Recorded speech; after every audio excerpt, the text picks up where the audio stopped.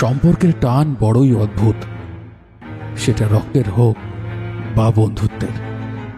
আর সম্পর্কের বাঁধন যদি আত্মার সঙ্গে বাঁধা পড়ে। নমস্কার, আমি রাকিব। গল্পাসুর গল্পের গ্যালাক্সিতে আপনাদের সকলকে স্বাগতম। আজ আপনাদের শোনাব জয়নগর গ্রামের একটি হাড় কাঁপানো ভৌতিক ঘটনা। লেখক পল্লব ঘোষের কলমে খগা। গল্প শুরুর আগে আপনাদেরকে রিকোয়েস্ট করব, আপনারা এখনো যারা সাবস্ক্রাইব করেননি তারা চটপট সাবস্ক্রাইব করে পাশে থাকা বেল আইকনটি প্রেস করবেন। আর গল্পটি শোনার আগেই আপনারা একটি দয়া করে লাইক দেবেন। আপনাদের লাইক বাটনটি প্রেস করতে 1 মিলি সেকেন্ডও লাগবে না। আপনাদের একটি লাইক ইউটিউব অ্যালগরিদমকে সাহায্য করবে আরও অনেক শ্রোতা বন্ধুদের কাছে এই গল্পটিকে সামনে নিয়ে আসার জন্য। তাই চটপট একটি লাইক দিয়ে যাবেন। ইন্ট্রো বেশি লম্বা না করে শুরু করছি আজকের নিবেদন, খগা।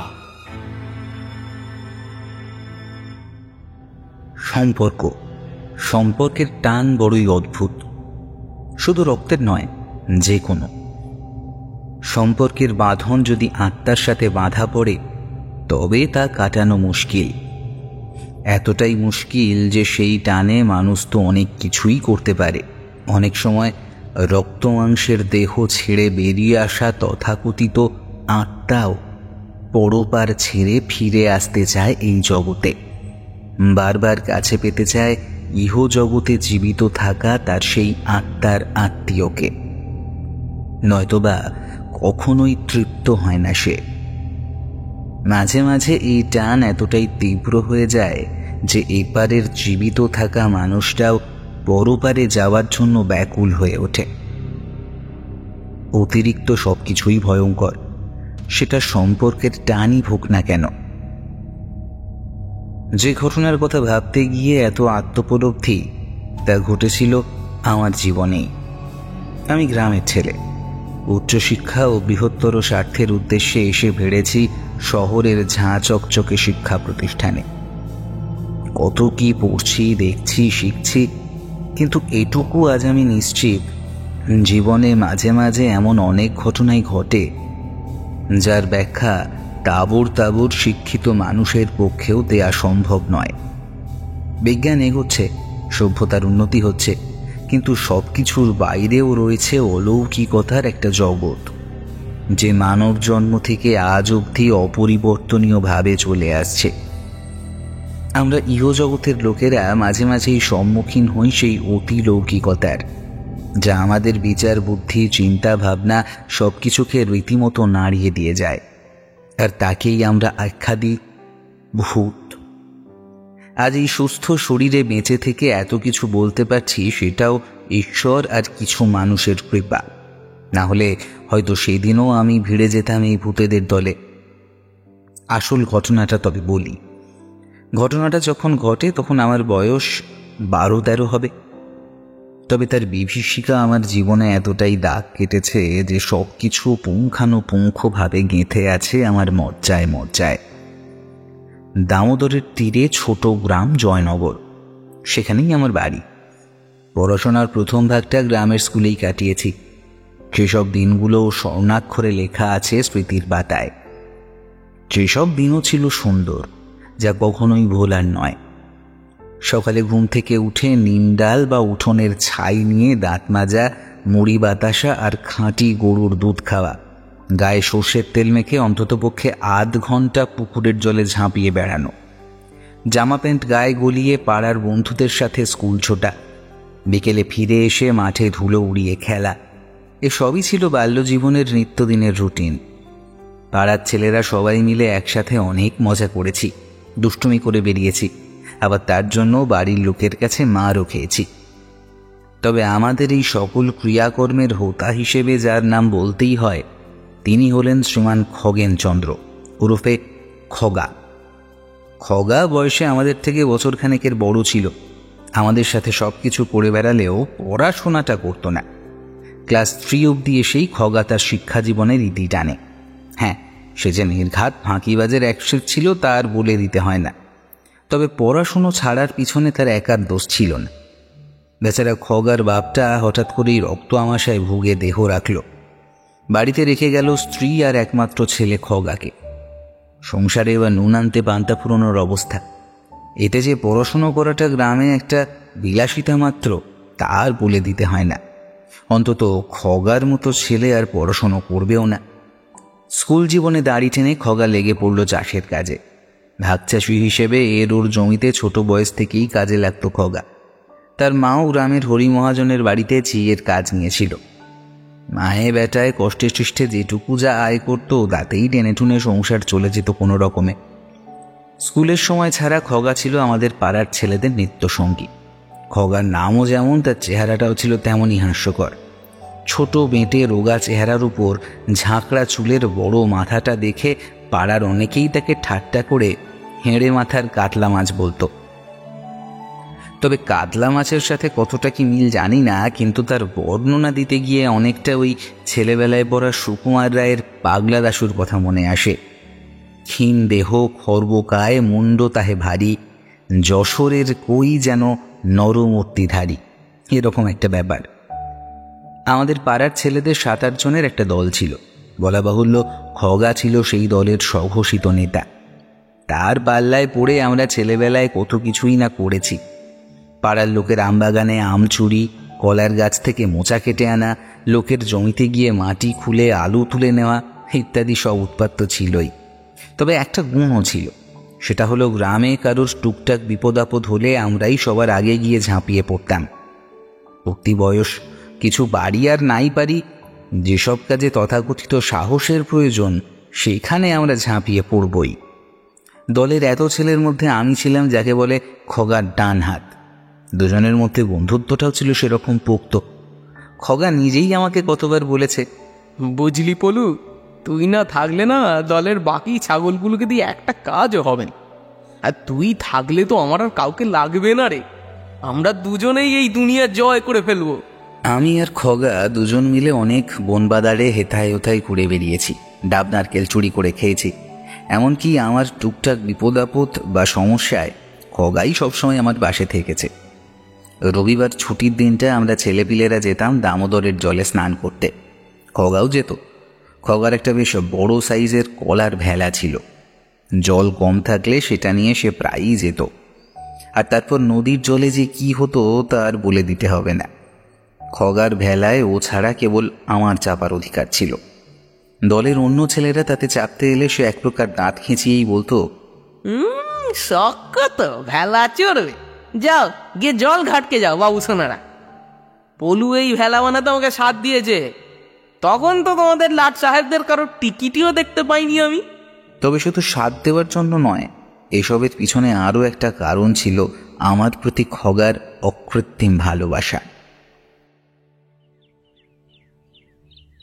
একদিন এমনি স্কুল থেকে ফিরে হাত মুখ ধুয়ে খাবার নিয়ে নিজের ঘরে বসে খাচ্ছি। খেলতে যাওয়ার জন্য কেউ এখনো কেন ডাকতে এলো না। খগা কি তাহলে আজকে মাঠের কাজে ব্যস্ত? এইসব 7-5 ভাবতে ভাবতে এক প্রকার আনমনা হয়ে মুখে মুড়ি পড়ছি। হঠাৎ একটা ডাক শুনে রীতিমতো চমকে উঠলাম। পলু, এই পলু, আরে এই পলু। হ্যাঁ, কে? বলে ঘাবড়ে গিয়ে জানলার দিকে তাকিয়ে দেখি খগা জানলার বাইরে দাঁড়িয়ে জানলার শিক ধরে আমাকে চুপি চুপি ডাকছে। আমি বললাম, আরে কি হলো, এভাবে ডাকছিস কে? মুখে আঙুল দিয়ে আমাকে চুপ করতে বলে খগা গাব ফলের মতো গোল গোল চোখ করে এদিক ওদিক একবার তাকালো। তারপর চাপা গলায় বলল, ও পাড়ার নবীন চাটুর যে মরেছে, শ্মশানে নিয়ে যাবে এক্ষুনি। চ চ চ, ছোলা মুড়ি চানাচুর এসব খাওয়াবে। হায় হায়। খগার এসব কথা চুপি চুপি বলার কারণ আমি জানি। গ্রামের লোকেদের বিশ্বাস, ছোট ছেলে মেয়েদের মরা পুড়লে শ্মশানে যেতে নেই। এতে নাকি গায়ে বাজে হাওয়া লাগে, যা রীতিমতো অশুভ। সেটা কতটা কি ভুল বা ঠিক তা আমি জানি না। তবে খগা জানতো আমার মা শুনলে আমাকে যেতে দেবে না, তাই এত গোপনীয়তা। কিন্তু এদিকে মুড়ি চানাচুর পাওয়ার লোভ, শ্মশানে যাওয়ার মতো একটা সাহসী ব্যাপার, তাও আবার খগার সাথে। আমাকে আটকায় কার সাথী?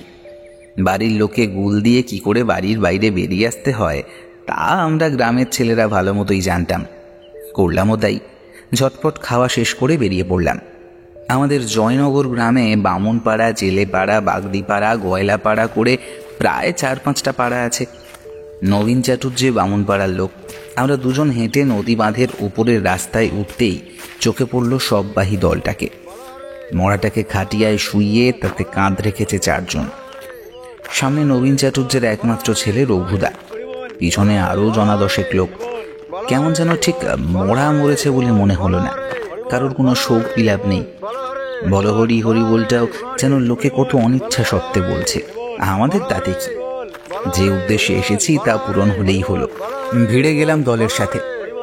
এর ওর কথাবার্তা শুনে বুঝলাম বাড়ির লোকের সাথে ঝামেলা করে নাকি গলায় দড়ি দিয়েছিল নবীন চাটুর্যে। গ্রামের ঘরে আত্মহত্যা বলতে এই দুটোই বহুল ব্যবহৃত পদ্ধতি, গলায় দড়ি, না হলে জলা ওষুধ কিংবা ইঁদুর মারার বিষ। নদীর পাড়ে বাঁধের এই ধারে শ্মশান। বাঁধের অপর পাশ দিয়ে নদীটা সাপের মতো এঁকে বেঁকে চলে গেছে দূর থেকে দূরান্তরে। বন্যা ঠেকাতেই এই বাঁধের নির্মাণ, না হলে গ্রাম যা নিচু, একবার বন্যার জল হু হু করে ঢুকলে এক নিমেষে গোটা গ্রাম জলমগ্ন শ্মশানে পরিণত হবে। শ্মশানের চারধারটা একটু বন জঙ্গল ছড়িয়ে ছিটিয়ে আছে, বট, অশ্বত্থ, বেল, জাম, পাকুড়, নানান গাছের সমাহার। এধারে ওধারে ছড়িয়ে ছিটিয়ে পড়ে মরার ছেঁড়া আতপোড়া কাঁথা কম্বল, ফাটা বালিশ, ভাঙা খাটিয়া, পোড়া কাঠ, আতপোড়া ফাটা বাঁশ, ছাই ইত্যাদি। বাঁদিকে কিছুটা দূরে আছে ভাঙা শ্মশানকালীর মন্দির। আশপাশের নারায়ণচক, মনসুকা ইত্যাদি 2-3টে গ্রাম নিয়ে এই একটাই শ্মশান। ফটাফট শ্মশানে মরা নামিয়ে চিতার কাঠ সাজানো শুরু হলো। ততক্ষণে এ গ্রাম ও গ্রাম থেকে আরও কিছু লোকজন এসে জুটেছে শ্মশানে। মরা চিতায় উঠল। রঘুদা বাপের মুখাগ্নি করল। একদিকে মুড়ি চানাচুর আর অন্যদিকে ততক্ষণে কারণ সুধার আসর বসে গেছে। আমি এদিকে দাঁড়িয়ে চুপচাপ গ্রামের লোকের কথা গিলতে লাগলাম। দলের একজন একটু চাপা গলায় বলল, কি মরা রে ভাই, কোনো নাম কীর্তন নেই, গীতা পাঠ নেই, শোক বিলাপ নেই। আনো চিতায়, তোলো আর জ্বালিয়ে দাও, ব্যাস সব শেষ। নবীন চাটুর্যের ঘরে মরা এমন হলে আমাদের মতো গরিবের ঘরে যে মানুষ মরতেও 10 বার ভাববে। অপরজন এদিক ওদিক তাকিয়ে মাথা নিচু করে বলল, যা আবার নাম সংকীর্তন শুনবে, এই নিয়ে সুখে থাক, বুঝলে? রোগা বলেছিল এসব করতে। শালা বলে কিনা পয়সা টানাটা নিয়ে, শালা বাউনের জাত বেশিনার তলায় পয়সার পাহাড় হয়ে যাচ্ছে। তবু শালা এদের টাকা রাখার কোনোদিন মিটবে না। ঢাল আর একবার। পাশ থেকে আর একজন প্লাস্টিকের গ্লাসে মদ ঢালতে ঢালতে বলল, আরে ছাড়ো মদ গিলতে এসেছি, মরা পোড়া দেখতে না। মদ গেল বলে বাড়ি চলে যাব, ব্যাস। আবার কি, হ্যাঁ অত ভেব না। হ্যাঁ চলে চলো। এমন সময় খগা দুজনের জন্য 2টো কাগজের ঠোঙায় মুড়ি চানাচুর নিয়ে হাজির। তুমি খা বলে একটা আমার দিকে বাড়িয়ে দিল সে। দুজনে মচমচ করে মুড়ি চিবোচ্ছি, এমন সময় পিছন থেকে কে বলে উঠল, আরে খগেন চাঁদ নাকি, কি ব্যাপার?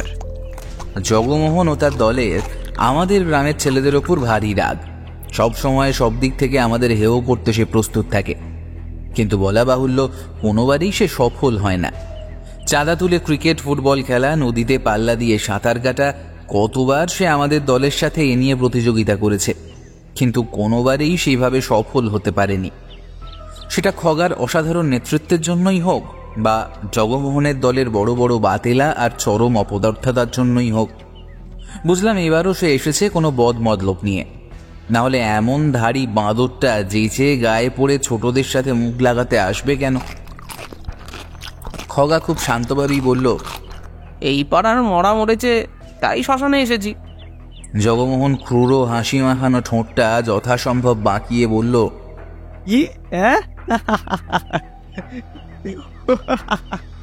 এই পাড়ায় মরা মরেছে আর তাই শ্মশানে এসেছে?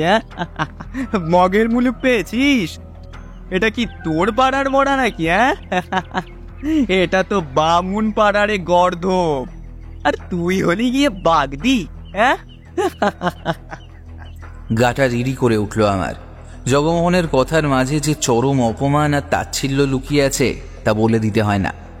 মনে হলো এক্ষুনি ছুটে গিয়ে জগমোহনের মুখে এক ঘুষি মেরে থোবড়াটা পাল্টে দিই।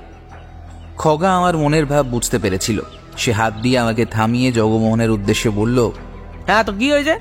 আমি আসতেই পারি, আমার ইচ্ছে। জগমোহনের দলের একজন পাশ থেকে বলে উঠল, ওরে শালা, ডগদের মুখে বোল ফুটেছে। দেখো গুরু কি সাহস, তোমার মুখের উপর কথা বলে আবার। হ্যাঁ আমার সাহস আছে, তোমাদের মতন আমরা ভিতুর ডিম নই। জগমোহন হেসে বলল, তাই নাকি? হ্যাঁ, আর তুই হলি সাহসী আর আমরা ভীতু? হ্যাঁ, নিজেকে সাহসী ভাবছিস? বেশ বেশ, তবে প্রমাণ করে দেখা। খগা এবার রীতিমতো উত্তেজিত হয়ে উঠেছে। কি প্রমাণ দিতে হবে বলো না দেখি। খগা যাই বলুক, আমি বেশ বুঝতে পারছিলাম জগমোহনের উদ্দেশ্য ভালো না।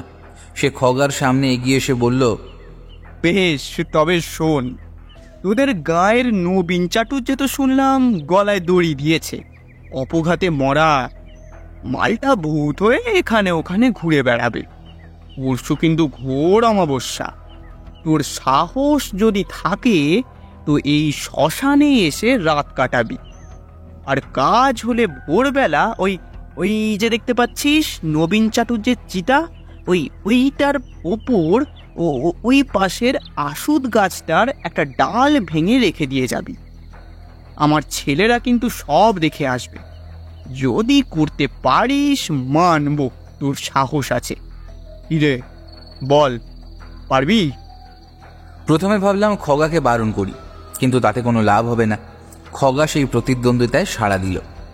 নবীন চাটুর্যের দেহটা পুড়ে ছাই হয়ে গেলে তাতে জল ঢেলে নিভিয়ে দেওয়া হলো। তারপর মাটির হাঁড়ি ভেঙে বাড়ি ফেরার পালা। ততক্ষণে সন্ধে হয়ে এসেছে। খগা আমাকে বলল, চল বাড়ি চল, সন্ধে হয়ে গেল।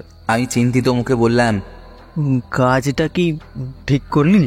খগা শুকনো হেসে বলল, তুই কি ভয় পাচ্ছিস নাকি? তোকেও সাথে নিয়ে আসবো সেদিন, থাকবি তো? আমি অবাক হয়ে বললাম। খগা বলল, হ্যাঁ বলা হয়তো চায় না, নবীন চাটুর্যের ভূত কখন কি করে বসে। তবে জানে মেরে দিলে না হয় তোর সাথেই শেষ সময়টা কাটাবো। চিন্তা নেই, তোর কোনো ক্ষতি হতে আমি দেব না। ভয় নেই তো আসতে? আমি মাথা নাড়লাম। খগার সাথে অনেক সাহসী কাজই এর আগে আমি করেছি, কিন্তু তাছাড়া এটা খগার ওপর হওয়া অপমানের জবাব। আমি থাকবো জানিয়ে দিলাম। খগা আমাদের বাড়ির কাছাকাছি এসে ওর বাড়ির রাস্তা ধরল। যেতে যেতে বলল, পরশু দিন রাতে আসবো 12টার পর। জানলা খোলা রাখিস, বুঝলি?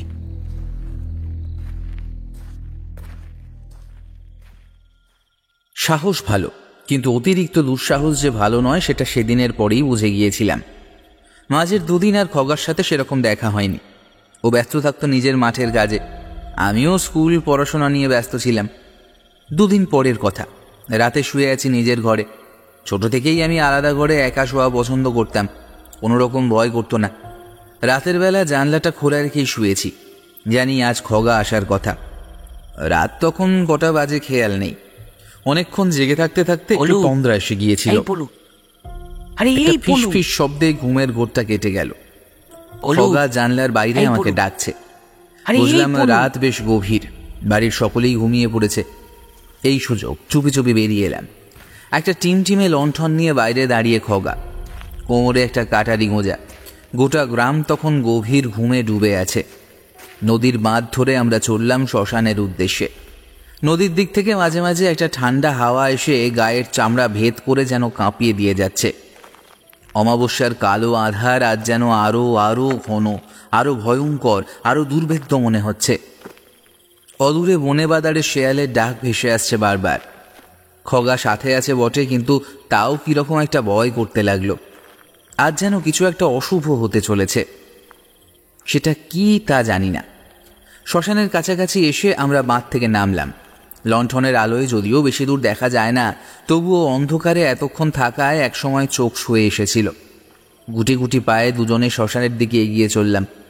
হাঁটছি, এমন সময় আমার পায়ের তলায় গোলমতো কি একটা ঠেকতেই আমি আঁতকে উঠে চিৎকার করলাম। খগা কি হলো বলে লণ্ঠন নিয়ে আমার কাছে এলো। আলো ফেলে দেখলাম একটা ছোট হাঁড়ি, যেটার কিছুটা অংশ মাটিতে পোঁতা। গোল অংশটায় পা লাগতেই আমার এক মুহূর্তের জন্য মনে হয়েছিল মানুষের মাথার খুলি। হাঁপ ছেড়ে এলাম শ্মশানের মাঝামাঝি। কিরকম একটা পোড়া পোড়া গন্ধ, আর চারিদিকে কেমন একটা সাদাটে ধোঁয়ার আস্তরণ। ফ্যাল ফ্যাল করে এদিক ওদিক তাকিয়ে রইলাম। মনের মধ্যে ভয়টা যেন আরো বেশি করে জমে উঠেছে। বাড়ির বড়দের কথা মনে পড়ে গাটা কিরকম যেন শিরশির করে উঠল। শ্মশানের হাওয়া ছোটদের লাগলে নাকি খুব খারাপ। দাঁড়িয়ে দাঁড়িয়ে এসব 7-5 ভাবছি। খগা আমাকে ঝাঁকুনি দিয়ে বলল, কি রে বলু, আরে কি ভাবছিস বলতে কিনি? গাছের ডালটা কাটতে হবে।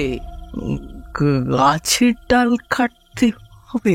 আমি কাঁপা কাঁপা গলায় বললাম, হ্যাঁ, সেটা কেটে ওই যে নবীন চাটুর যে চিতাটা দেখতে পাচ্ছিস তো, ওখানে রাখতে হবে। সামনের দিকে তাকালাম। ছাই, পোড়া কাঠ, কাঁথা কম্বল, মাটির হাঁড়ি এক জায়গায় স্তূপীকৃত হয়ে পড়ে আছে। ওখানেই 2 দিন আগে আমাদের চোখের সামনে পুড়ে ছাই হয়েছে নবীন চাটুর্যের রক্ত মাংসের দেহ। তখন কিছু মনে হয়নি, কিন্তু এখন কেমন যেন গায়ে কাঁটা দিয়ে উঠল। দূর থেকে ভেসে আসছে শীতার্ত শেয়ালের অনবরত ডাক। কাছাকাছি কোথাও একটা গাছে পেঁচাও ডেকে উঠল। জগমোহন ভুল কিছু বলেনি। নবীন চাটুর্য অপঘাতে মরেছে, তার আত্মা। আর ভাবতে পারলাম না। তাকিয়ে দেখি ততক্ষণে খগা তরতর করে পাশের অসত্য গাছটায় চড়ে বসেছে। আমাকে ওপর থেকে চেঁচিয়ে বলল, আমি ডালটা কেটে ফেলছি, তুই এটা রেখে দে ওই ছাই কাঠের ওপরে। খগা কোমর থেকে কাটারি বের করে একটা সরু ছোট ডালে ঝপাঝপ কোপ মারতে লাগলো। প্রতিটা কাটারির কোপে ডালের আগায় থাকা পাতার ঝাড় থেকে ওঠা মর্মর শব্দটা এই নির্জন শ্মশান প্রান্তরকে যেন আরো ভৌতিক করে তুলেছে। কিছুক্ষণ পর ডালটা কাটা হলে সেটা ধুপধাপ শব্দে মাটিতে ফেলে দিল খগা। তারপর ওপর থেকে চেঁচিয়ে বলল, বলু বলু, এবার তুই এটা চিতার ওপরে রেখে দিয়ে আসবে যা, আমি ততক্ষণে নিচে নামছি। ডালটা ধরে চিতার ওপর রাখতে গিয়েও কিরকম যেন রাখতে পারলাম না। খগা আবার বলল, আরে ভয় পেলি না কি রে? আচ্ছা আচ্ছা দাঁড়া, এই লোহার কাটারিটা ধর, এনে। এতে ভূতে ধরে না।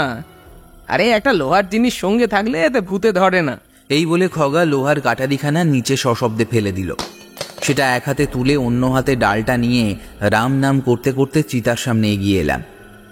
ডালটা সবেমাত্র আমার হাত থেকে চিতার উপর রাখতে যাব, এমন সময় মনে হলো কেউ যেন নিচ থেকে আগে থেকেই হাত বাড়িয়ে ডালটা লুফে নিল। মুহূর্তে একটা ঠান্ডা স্রোত বয়ে গেল আমার শিরদাঁড়া দিয়ে। সেই হাতটা এবার আমার চোখের সামনে দৃশ্যমান হয়েছে। সরু লিকলিকে লম্বা লম্বা আঙুল দিয়ে সে চেপে ধরেছে গাছের ডাল, আর নিচে পড়ে থাকা ছাইয়ের স্তূপ ফুঁড়ে বেরিয়ে এসেছে একটা সাদা মরার খুলি। অন্ধকারের মধ্যেও সেটাতে লণ্ঠনের আলো পড়ে ঝকঝক করছে, আর সেই মাথার খুলি তার বিভৎস আগুনের ভাঁটার মতো জলজলে দুটো চোখ নিয়ে তাকিয়ে আছে আমার দিকে। খুলির মাথাটা লম্বালম্বি ফেটে চৌচির, যেন কেউ বাঁশ দিয়ে মেরে মাথা পুরো ফাটিয়ে ফেলেছে। সে এক বিভৎস দৃশ্য, চোখ খুলে তাকানো যায় না। আঁতকে উঠে একটা গোঙানি দিয়ে পিছনে সরে এলাম, আর সাথে সাথেই ধুপ করে কি একটা পড়ার শব্দ, আর সাথে খগার বুক ফাটা চিৎকার, আর একটা রক্ত জল পড়া খিলখিলে হাসির শব্দ। সবকিছু মিলেই নির্জন শ্মশানের বিভীষিকাময় রাতে সে এক ঐশাচিক পরিবেশ। আমি কিছুতে একটা হোঁচট খেয়ে মাটিতে পড়লাম এবং ঘটনার বিভীষিকায় কাঁপতে কাঁপতে জ্ঞান হারালাম। আর কিচ্ছু মনে নেই।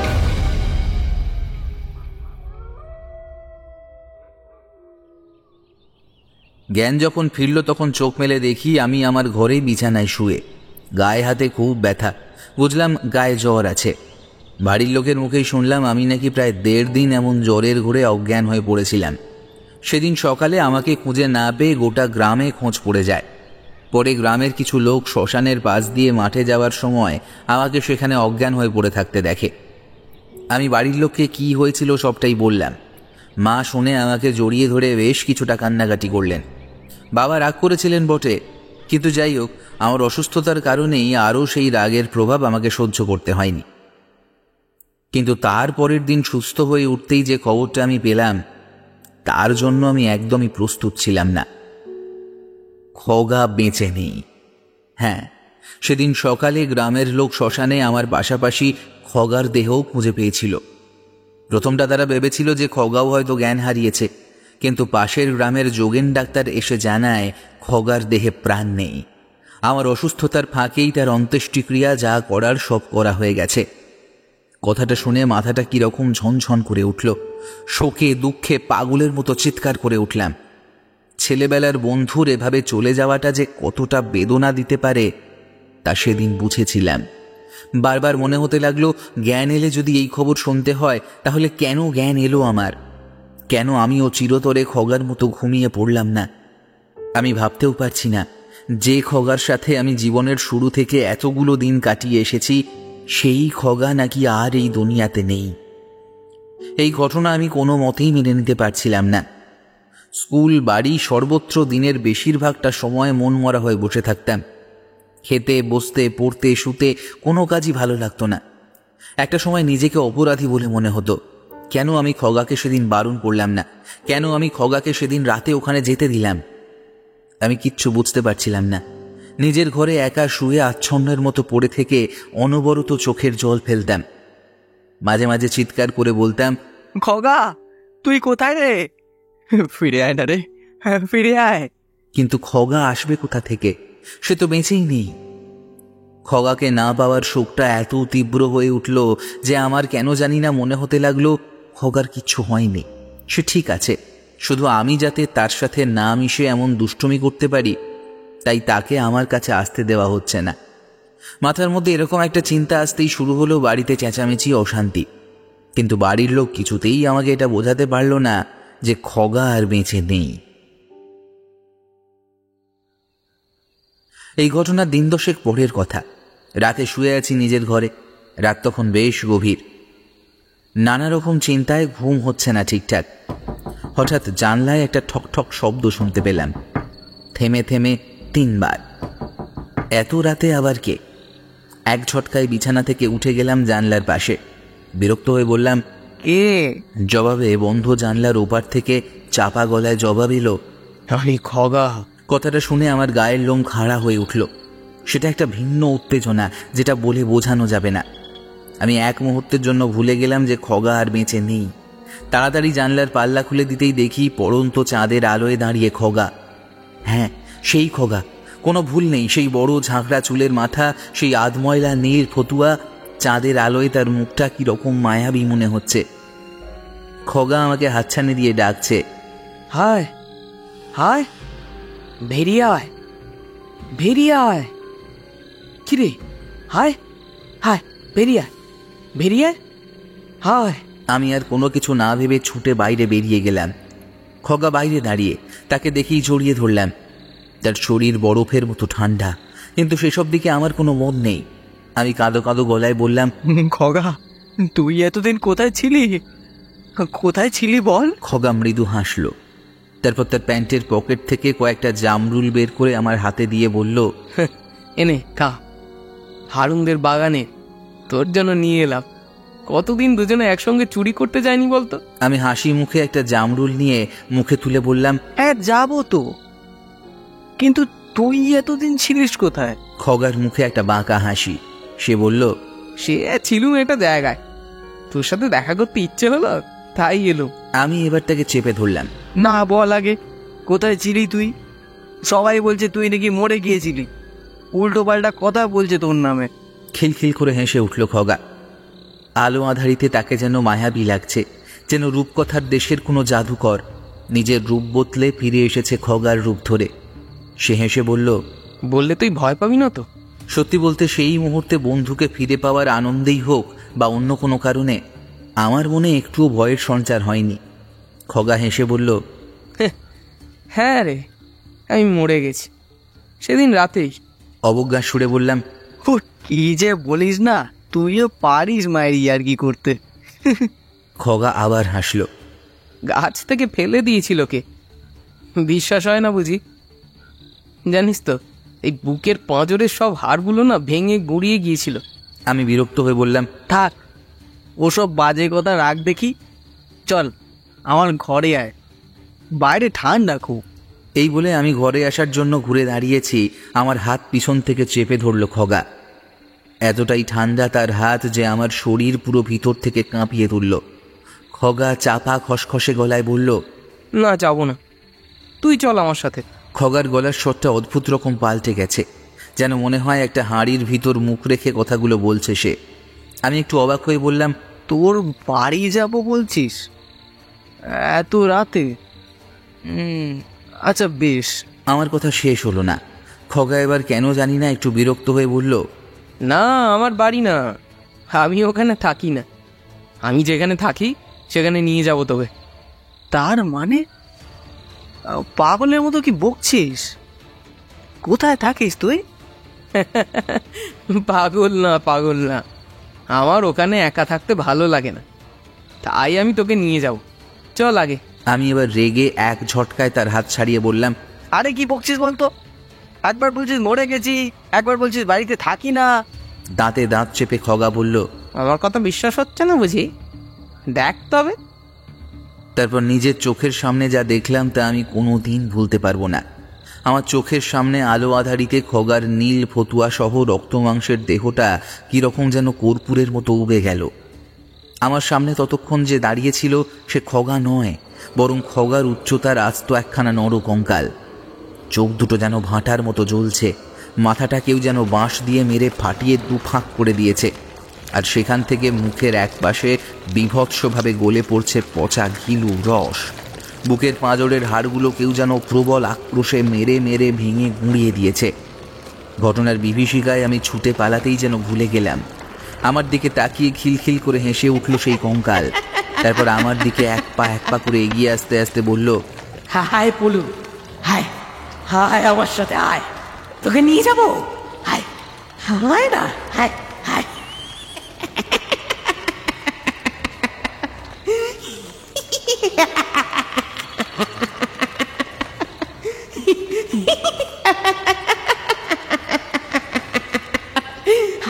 আমি কি দেখছি না দেখছি কিছুই বুঝে উঠতে পারছি না। কি করব না করব তাও বুঝতে পারলাম না। গোটা শরীর আমার ঘেমে নিয়ে অস্থির হয়ে উঠেছে। চোখের সামনে খগার একই রূপ দেখছি আমি। আমি একটু একটু করে পিছিয়ে যাচ্ছি, আর কঙ্কালটা আমার দিকে দুহাত বাড়িয়ে এগিয়ে আসতে আসতে বলছে, হায় না, হায় হায়, তোকে নিয়ে যাবো। হায় হায় হায়।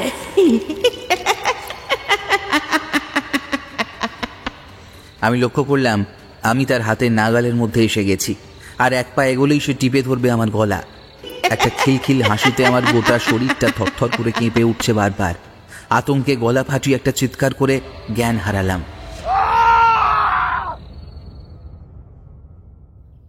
জ্ঞান আসতে দেখি আমি বিছানায় শুয়ে। আমার বুকের উপর ঝুঁকে পড়েছে বাড়ির সকলে।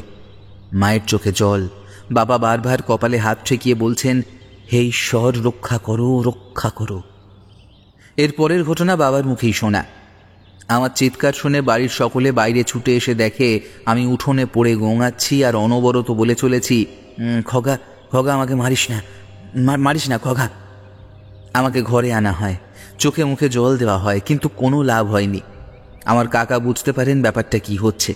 সকাল হলে আমার কাকাই বাবাকে পরামর্শ দেন পাশের গ্রামের রতন ওঝাকে খবর দেওয়ার জন্য। রতন ওঝাকে নিয়ে বাবা যখন বাড়ি আসেন, আমার গোঙানি রীতিমতো বেড়ে গেছে। পাগলের মতো আমি নাকি উল্টোপাল্টা বকছিলাম আর মেঝেতে বসে ছটফট করছিলাম। রতন ওঝা এসে জানায় আমাকে ভূতে ধরেছে। তারপর আমাকে টেনে বাড়ির বাইরে আনা হয়। ততক্ষণে খবর গোটা পাড়ায় রটে গেছে। লোকজন ভিড় করেছে আমাদের বাড়ির উঠোনে। রতন ওঝা কি একটা মন্ত্র বলতে বলতে গুঁড়ো গুঁড়ো কিসব ছিটিয়ে দেয় আমার সামনে। আমি নাকি তখন নিজের মধ্যেই নেই। তারপর ওঝা মালসায় কি সব শিকড় বাকড় আর কাঁচা হলুদ পুড়িয়ে সেটা চেপে ধরে আমার নাকের সামনে আর বলতে থাকে, বল বল তুই কে, বল কে। আমার ভিতর থেকে নাকি ঘর ঘরে গলায় কেউ বলে ওঠে, আমি খগেন। ওঝা বলে, কে চাস তুই, কেন ওকে ধরেছিস? খগেন বলে, ও আমার বন্ধু, আমি ওকে নিয়ে যাব আমার সাথে। ওঝা আবার বলে, ওকে ছাড় বলছি, যেখান থেকে এসেছিস সেখানে যা, না হলে কি করি দেখ। এই বলে সে পোড়া শিকড় বাকড় ছুঁড়ে মারে আমার ওপর। আমি চিৎকার করে উঠি। আমার ভিতর থেকে উত্তর আসে, ছাড় আমায় বলছি, ছেড়ে দে, ছেড়ে দে আমায়। হাতে একটা আঁশশেওড়া ডাল নিয়ে সেটা অনবরত মাটিতে আছড়াতে আছড়াতে বলতে থাকেন রতন ওঝা, যা যা, চলে যা, চলে যা এখান থেকে, যা আগে। এরপরেই আমি পুরোপুরি অজ্ঞান হয়ে যাই। রতন ওঝা পরে জানিয়েছিল খগার অতৃপ্ত আত্মাই নাকি আমাকে বাইরে ডেকে এনে আমার উপর ভর করেছিল। কিন্তু ওর বয়স কম, মাত্র কয়েকদিন আগেই মরে ভূত হয়েছে, তাই আমাকে কাবু করলেও ভাগ্য ভালো আমাকে মেরে ফেলতে পারেনি। না হলে অনর্থকাণ্ড হয়ে যেত। এরপর রতন ওঝাই পরামর্শ দেয় খগার শ্রাদ্ধশান্তি করার এবং তার নামে একটা পিণ্ড দেওয়ার। পাড়ার লোক আর বাবার সহযোগিতায় খগার মা পরে সবকিছুই করেছিলেন। এরপর আমার সাথে আর কোনো অঘটন ঘটেনি। আজ এত বছর পর লিখতে বসে আবার সেসব পুরনো কথা মনে পড়ে যাচ্ছে। খগার জন্য মনটা হু করলেও এটা ভেবে আশ্চর্য লাগে মানুষ মৃত্যুর পরেও সম্পর্কের টানে আবার এভাবে ফিরে আসতে পারে। এমনকি এতটাই ভয়ঙ্কর হতে পারে যে মানুষ মারতেও সে কুণ্ঠা বোধ করে না। প্রকৃতিতে আজও এমন কত কিছুই না ঘটে চলেছে যার কোনোটাই মানুষের নিয়ন্ত্রণে নেই। শেষ হলো আমাদের আজকের নিবেদন লেখক পল্লব ঘোষের কলমে খগা।